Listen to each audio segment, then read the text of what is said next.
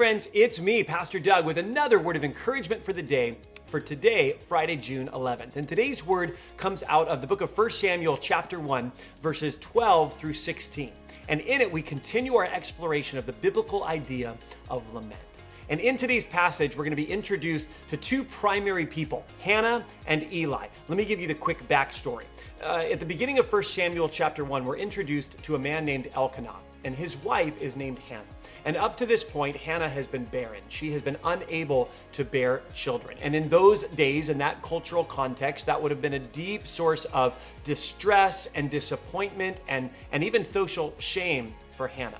And so day after day, week after week, month after month, year after year, she cried out to the Lord for a child. And every year, her and her husband, Elkanah, would go up to a town called Shiloh where they would worship the Lord. There was a priest there named Eli. And on this particular day, Hannah was there praying to God and worshiping God and crying out to God. And Eli, the priest, noticed her and actually has a strong rebuke for her. And I want you to listen to their exchange. So in verse 12, she kept on praying to the Lord. And Eli, Hannah is praying to the Lord. Eli, the priest, sees her, observed her mouth. Hannah was praying in her heart, and her lips were moving, but her voice was not heard. So Eli thought she was drunk. He said to her, "How long are you going to stay drunk? Put away your wine." In other words, she's praying in this deep place of sadness and distress. Her lips are moving, but no sound is coming out. She's clearly emotional, and Eli concludes that she must be drunk. So he looks to put her out of the house of the Lord. But she responds with these words. Listen to how she responds. She says, "No, not so, my Lord," Hannah replied. "I'm a woman who is deeply troubled."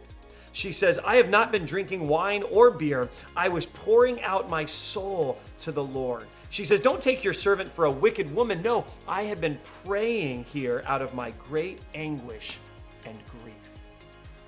You can just feel the depth of Hannah's emotional state right in that moment. Friends, here's what I've learned.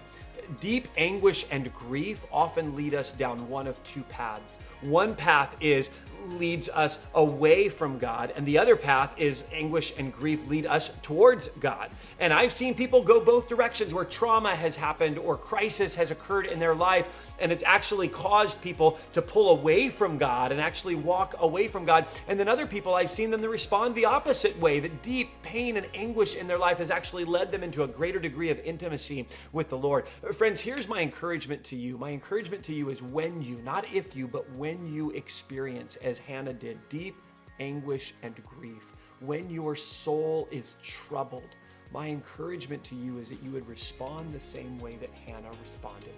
Instead of allowing deep anguish and grief to lead you away from God, may you respond the way that Hannah did. May your deep anguish and grief actually lead you towards the Lord, that your response would be to pour out your soul to the Lord the way that Hannah does, that your response would be to pray, to connect with God, to lean into God, even in your great anguish and grief.